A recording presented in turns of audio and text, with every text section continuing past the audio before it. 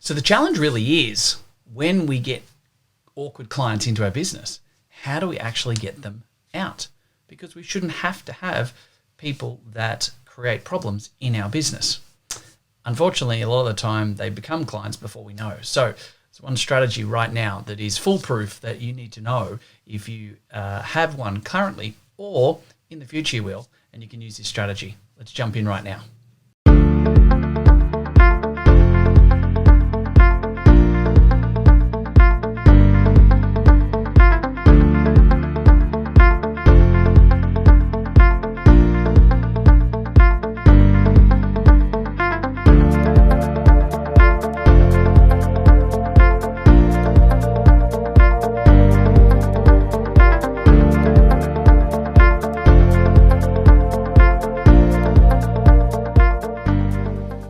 So first of all, I'm going to premise this podcast with the fact that it was instigated by one of the clients that we work with in the Profitable Practice.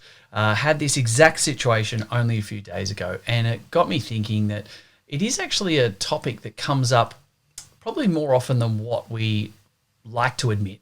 It's happened to all of us, and it will no doubt happen again, where we get someone in our business working with ourselves or our team, and as a client, they make us or our team members feel awkward, or there's something that's just not right about their mannerisms, and we don't feel comfortable. It doesn't have to necessarily be anything wrong.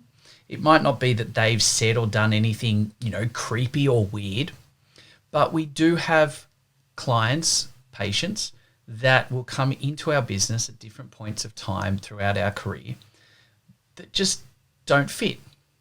So some of the time it might be a little bit weird, it might be awkward, it might be creepy, whatever it happens to be.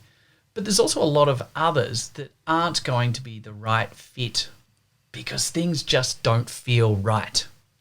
And that's a situation with one of our clients, and I'm not going to use her name. It is a female, which might also be part of the reason why this is a little bit heightened as well with her team. But here's the situation. She reached out to our tribe in our Facebook group and said, hey, look, what do I need to do about this? What can I do?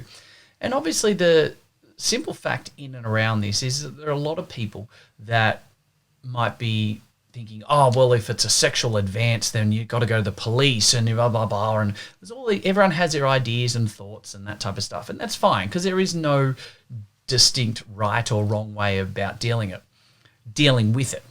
But my advice is the following. And I've had to do this multiple times with our own business over the last sort of 15 years. And I've done it many times with clients of ours inside our different programs. And every single time it works really nicely.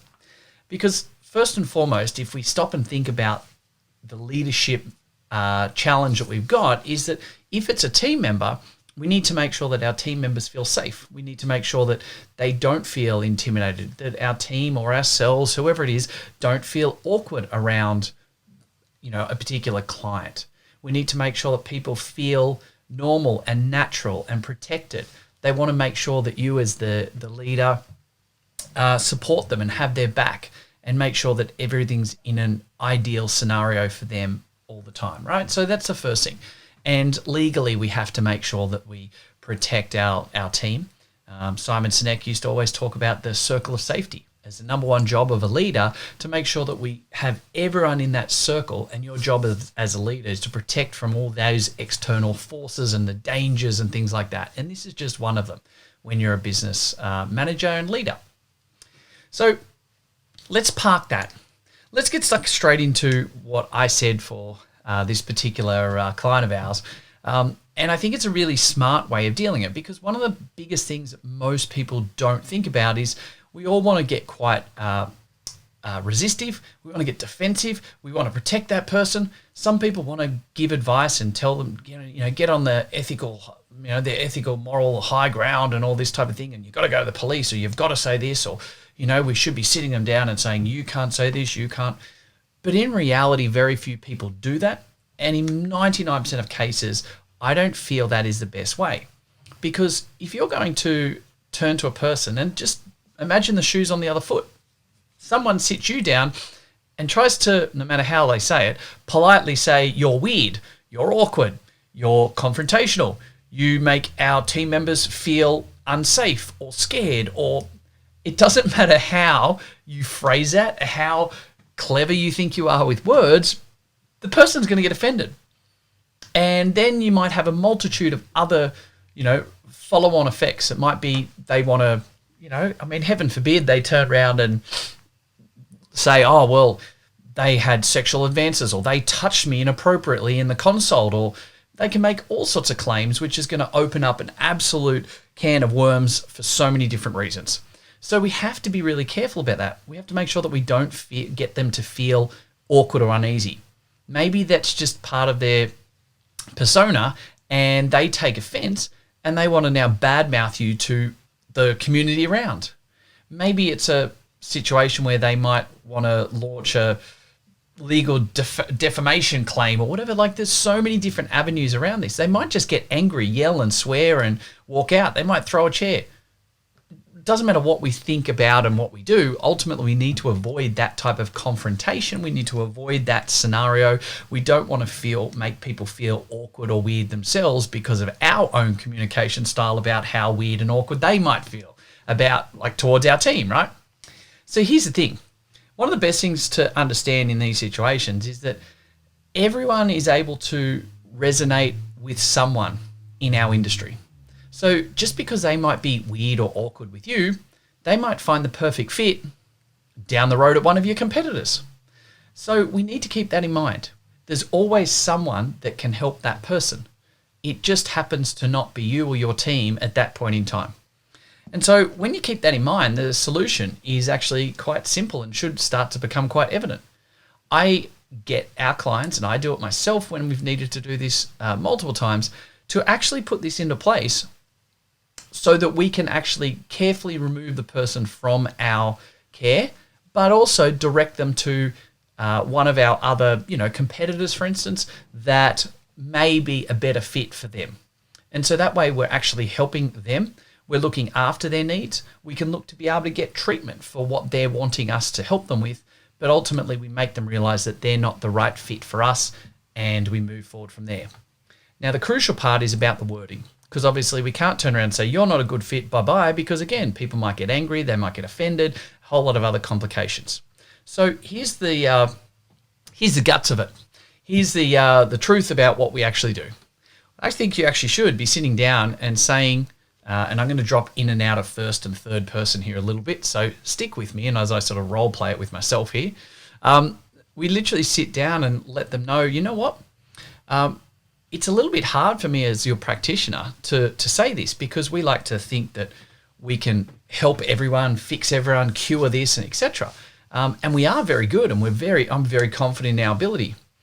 But for your particular condition, I actually think that there's a better approach that we need to take, because ultimately my job is to get the best clinical outcome for you, to get you the result that you're wanting.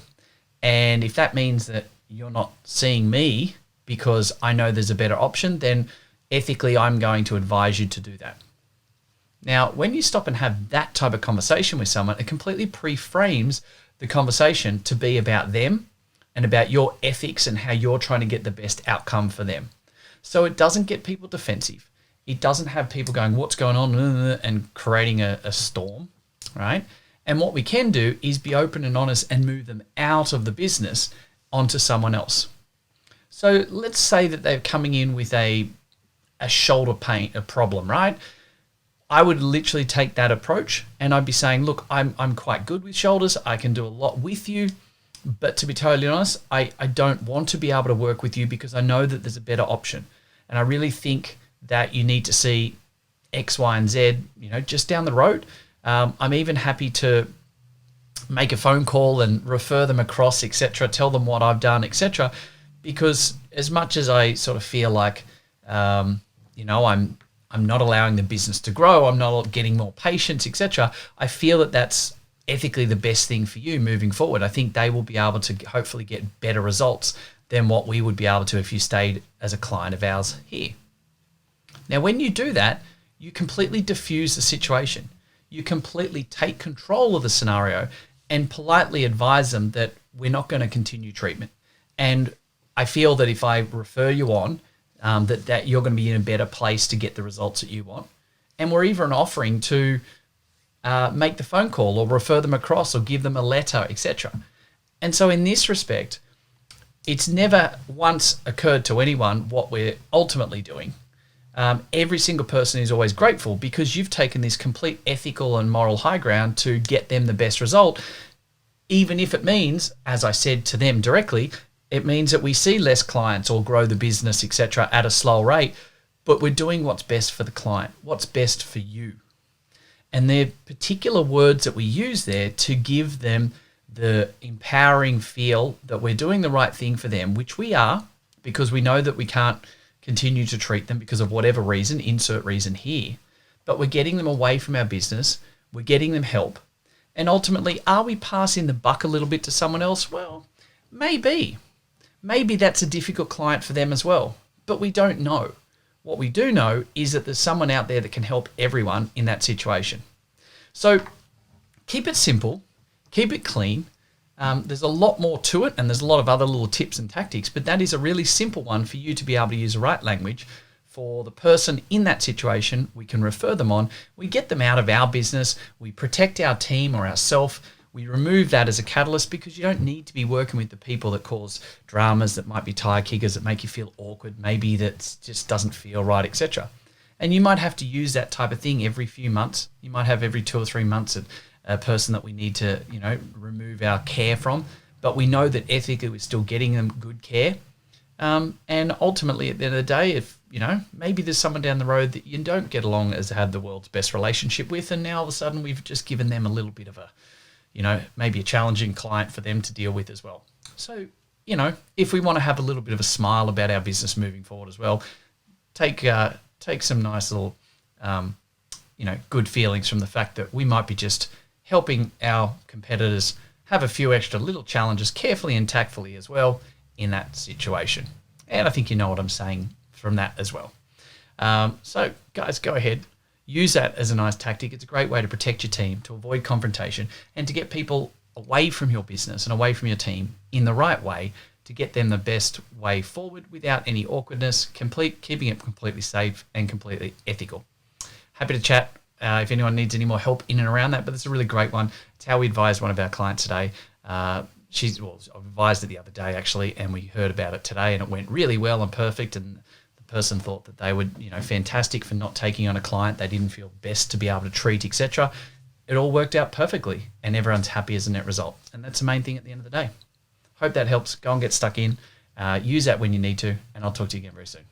Hey guys, thank you very much for listening to another episode of the Profitable Practice Podcast.